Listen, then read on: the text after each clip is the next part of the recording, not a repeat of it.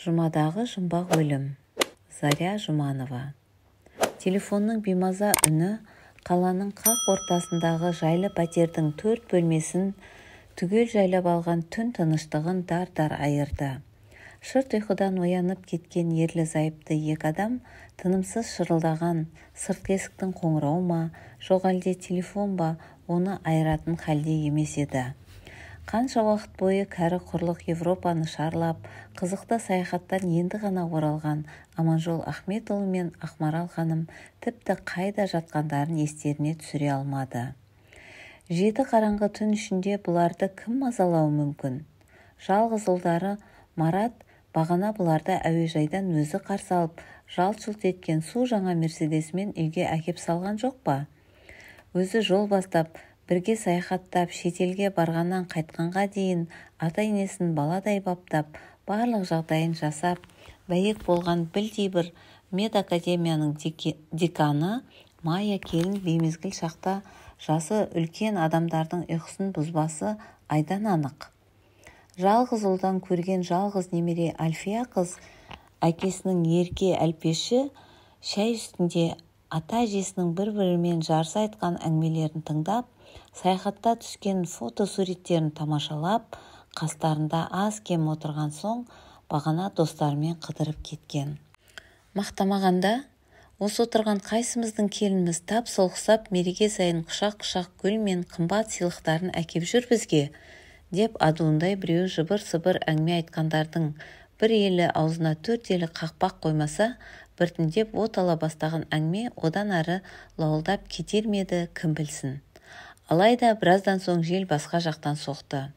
Шіркін-ай, Маратжан қандай керемет жігіт еді. Әттең, шаңырағына ие болар ер бала қалмады артында. Қандай өкінішті. Мына әлпеші күні кеше кекілі желбіреген сүп-сүйкімді қыз еді. Атасы мен әжесінің көз алдында алаңсыз ойнап жүретін. Иә, менің де есімде. Көрші балалармен аулада велик теуіп жасырынбақ ойнап жүруші еді. Енді соңғы уақытта ұзынтұра біреумен қол ұстасып, сыңғырлай күліп көшеде қыдырып жүргенін жиі көремін. Әлгі инеліктей емеген жас жігітті айтасың ба? Жирен шашты, құлағына сырға таққан, екі білегі шимай-шимай суретке толы, деп есік алдында қаздай тізіліп отырған көршілер тың тақырып табылғанына қуанғандай тағы бір әңгімені гуілдете жөнелсін. Қазаны басқаның қазасы басқа, дегенді баяғының университет, магистратурада оқымаған дана шалдары бекер айтпаса керек. Аманжол Ахметұлы Қазақстанның Теріскей өңірінде туылып өсті. Сондағы қазақша шығатын шағын газетте 40 жылдай қызмет етті. Зейнетке шыққасын, түйе қартайса ботасына ереді деп Маратының ізіне ерді. Қысы-жазы жайлы жаққа қоныс аударғанына да көзді ашып жұмғанша 20 жылдай болыпты. Әйелінің де өзінің де бірге туған бауырлары жоқ еді. Бірақ баласының туыстай болып кеткен сыйлас дос, жақын жолдастары аз емес екен. Маратымен бала кезде құлын-тайдай тебісіп, бірге ойнап өскен, мектепте бір сыныпта оқып, бір партада отырған жолдастарының арасында тергеуші мен прокурор барын естіген соң, бейшара әкенің көңіліне әлсіз үміт оты жылт ете қалсын. Сол әлсіз үміт оған аз да болса күш, қуат бергендей болды. Өмір атты бәйгеде алдына қара салмай, жалғыз жүйткіп келе жатқан құлагерінің жолын кескен қаскөйлер көп ұзамай табылар-ау деп үміттенді. Қаралы шаңыраққа көңіл айта келгендердің қай-қайсысы да Марат марқұмның пейілі кең, жүрегі жұмсақ, қиналған жандардан қамқорлығын аямайтын, қолы да ары да таза жақсы адам болғанын айтып, тебірене толқып, көздеріне жас алысты. Тосын қайғыдан бір күнде белі бүгіліп, қабырғасы сөгіліп, көзінің жасы күзгі жапырақтай сауылдай төгілген қос қария осындай ұлағатты ұл берген ұлы жаратушыға іштей шүкіршілік етті. Кісі аяғы басылған соң, қара шаңырақтағы ата-әжесімен қимай-қимай қоштасып, Альфия қыз анасымен бірге өз үйлеріне кетті. Көше жақ терезеден телміре қарап тұрған атасы, тіфә тіл көзім тасқа, бізге кішкентай көрінгенмен Әлпеш те бой жетіп қалыпты. Зымырап өтіп жатқан өмір-ай, деп күрсінсін. Қаладағы ылғи дәулеттілер мен шенділердің тұқым-тұқиялары ғана оқитын ең беделді оқу орнына өз білімімен түскен Әлпешті қос қария іштей мақтан тұтатын. Бірақ оның ізінен ең болмаса тағы бір сәби ермегені ғана кей-кейде күнде жарқырап тұрған көңіл күйлеріне көлеңкі түсіруші еді. Құдай қосқан қосағының көкірек жара терең күрсінгенін құлағы шалған Ақмарал ханым бұл жолы да соған жорыды. Әр бөлмесі ат шаптырым, айнадай жарқыраған еңселі терезелері, еденнен төбеге дейін жететін заманауи соңғы сәнмен әрленген 15-ші қабаттағы су жаңа пәтер қаңырап бос қалған сияқты. Ойыншылары да, көрермендері де тарап кеткен үлкен стадион тәрізді ме, Құдай-ау, әйтеуір Альфияға солай елестеді. Қаз үйрегі алыс жақтарға ұшып кеткен айдын көлдің жағасында бір өзі қалғандай көңілі құлазысын. Сұрғылт түсті қалың перделерді жабуға оқталған ол, мың сан оттары жымың қаға, көкжиекке дейін созылып жатқан түнгі қалаға телміре қарап ұзақ тұрды. Дәл қазір алып шаһардың қақ ортасында біреулер той жасап, қызық думанға қарық болып жатыр-ау, ал осынау жарық дүниедегі ең жақын адамынан айырылған бұл үшін қызылды-жасылды тіршілік кілт тоқтап қалған секілді. Ол кеңсай жаққа мұңая көз тікті. Мұның жанындай жақсы көретін әкесі сыз топырақтың астында жападан жалғыз жатыр-ау, томпиған төмпешік болып, тас қараңғы жерде. Енді бұл ешқашан оның аялы алақанының жылуын сезіне алмайды. Енді бұл ешқашан оның жымиған жылы жүзін көре алмайды. Енді бұл ешқашан оның жанға жайлы даусын ести алмайды. Енді бұл ешқашан әкесінің кең иығына басын сүйеп, жүрегінің дүрсілін тыңдай алмайды.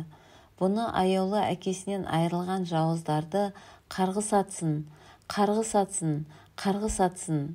Жанары ып-ыстық, ап-ащы жасқа толған жасөспірім қыз екі алақанымен құлағын тарс жауып, өз бөлмесінен атып шықты.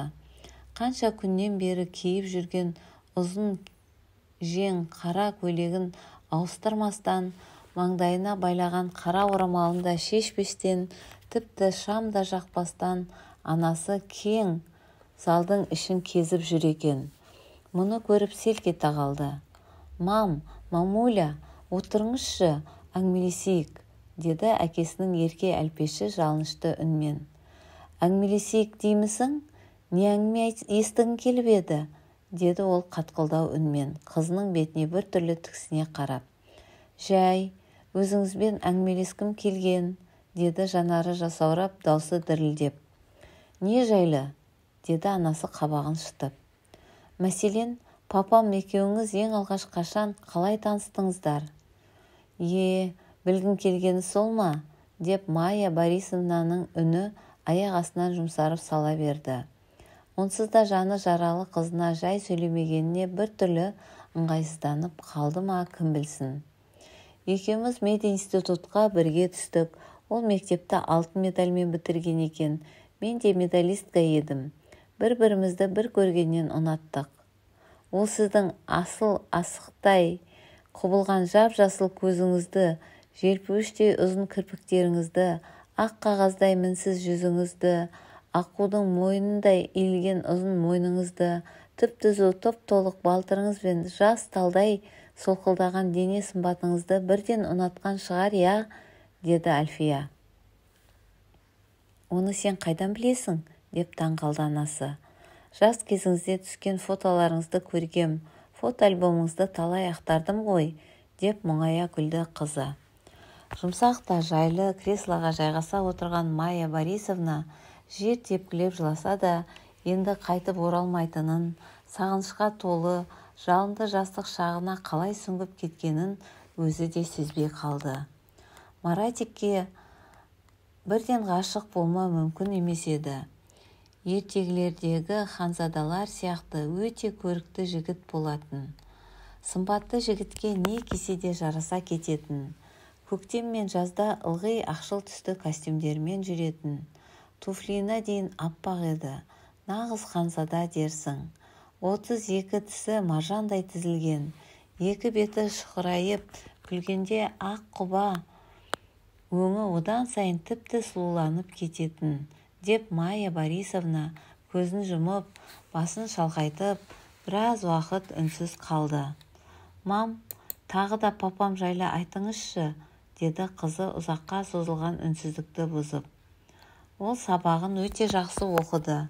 Институтты қызыл дипломмен аяқтады. Оқу бітіргенше екеуміздің жұбымыз жазылған жоқ. Қыста әр демалыс сайын тауға барып шаңғы тебетінбіз. Медеуден шықпайтынбыз. Жазда достарымызбен бірге жорыққа шығып, тау-тасты аралап кетуші едік. Біз көрмеген кино, біз бармаған концерт, спектакль қалмаған шығар. Не деген романтика. Сосын диплом алған бойда үйлендіңіздер, солай ма? Жоқ, менің әке-шешем оны мүлде менсінбеді. Қарапайым қазақ отбасында туып өскен жігіт деп, тіпті ол туралы естігілері де келмеді. Ал оның әке-шешесі ше? Олар да Маратиктің маған үйленуіне үзілді-кесілді қарсы болды. Басқа ұлттың қызын алмайсың деп. Майя Борисовна орнынан керіле тұрып, жұдырықтай қол сөмкесінен оттық пен шылым алды. Асықпай тұтатып, көгілдір түтінді баппен ішіне сорды да, әп-әдемі қыр мұрнынан бұрқ еткізіп шығарды. Сосын бикештерге арналған жіп-жіңішке шылымды салалы саусақтарымен қысып ұстап, үн-түнсіз біраз отырды. Қызыл шоқтанып, сөне бастаған кезде ғана шылымының күлін ақшыл қызғылт лак жағылған сүп-сүйкімді ұзын тырнақтарымен шертіп түсірді. Әншейінде әр затын қызғыштай қорып, баладай мәпелейтін анасының бұл қылығына қызы іштей таң қалды. Еденге төселген түсі көздің жауын алатын, түгі бір қарыс қымбат кілемнің үстінде көлденең бір қылшық түсірмейтін еді. Сүйікті жары келмеске кеткен соң, енді оған ештеңенің де керегі жоғын, қандай қымбат дүние мүлік болса да енді ешқашан қызықпайтынын жүрегі сезген Альфия қыз ішінен тынды.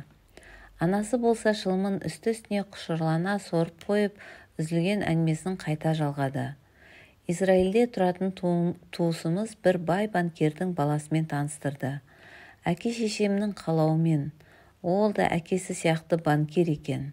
Швейцарияның Цюрих қаласында керемет үй-жайы бар. Жасы 30-ды орталап қалған жігіт еді. Америкада оқыпты. Мінезі ауыр.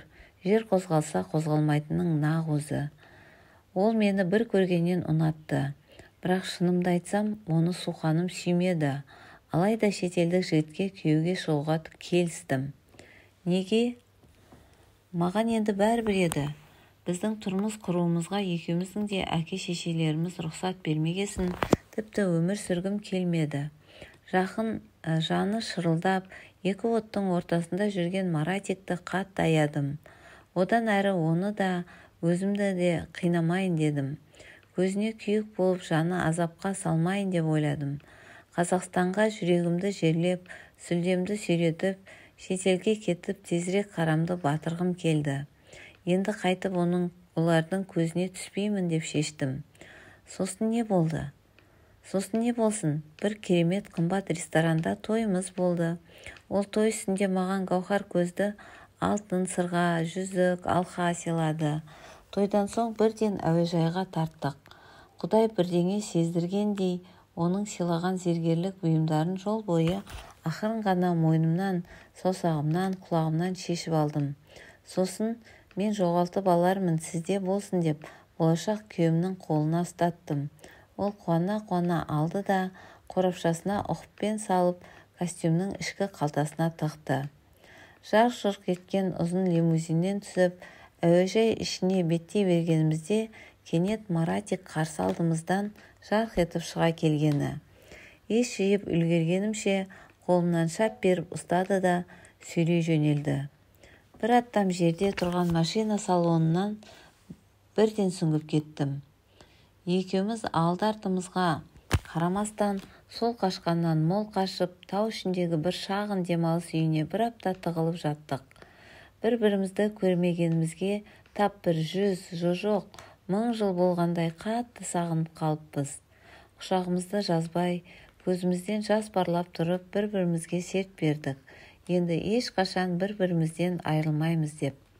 Болар іс болып, бояу сіңгесін бір аптадан соң екеуміз қол ұстасып қалаға келдік. Пәтер жалдадық. Осы Алматының қуыс-қуысында біз тұрмаған баспана қалмаған шығар. Бір жылдан соң өмірге сен келдің. Ата-әжең сүп-секімді сары үрпек балапан тәрізді сені көрген соң ашу реніштерін бірден ұмытты. Сосын әкең жұмыс орнына су жаңа пәтер алды. Жас маман ретінде. Кейін менің әке-шешемен араласа бастадық. Бәрі тамаша еді-ау. Әттең. Майя Борисовнаның көзінен аққан мөлдір жасы омырауына тамды. Әкемді өлтірген жауыздар қолыма түссе ғой шіркін, онда олардың бетіне былш еткізіп түкіріп, өз қолыммен аямай өлтірер едім, деді әкесінің ерке әлпеші кіжіне.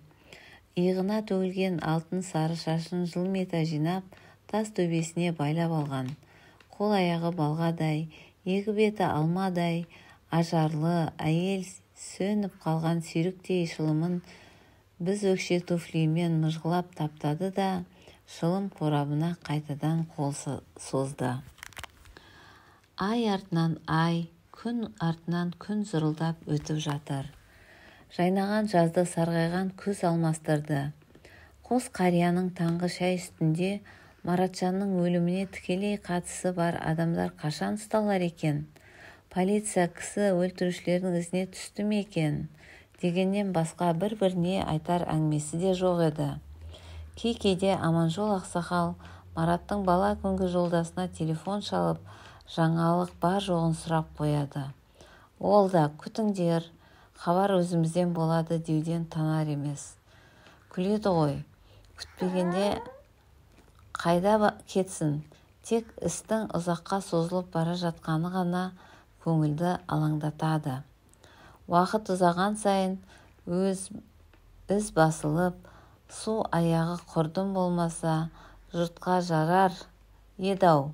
Екеуінің қазіргі уайымдары жалғыз сол. Жұма сайын такси шақырып, Кеңсайдағы үлкен қорымға барып қайту олардың бұлжытпас әдетіне айнала бастады. Бүгін де екеуі бір-біріне сүйеніп, ентіге дем алып, әр жерге бір тоқтап, бет басына ақырын-ақырын көтеріп келе жатты. Жалғасы бар. Құрметті тыңдармандар, егер де әңгіме ұнаған болса, соңына дейін тыңдаған болсаңыздар, пікір қалдырып, арнаға тіркеле кетуді ұмытпаңыздар.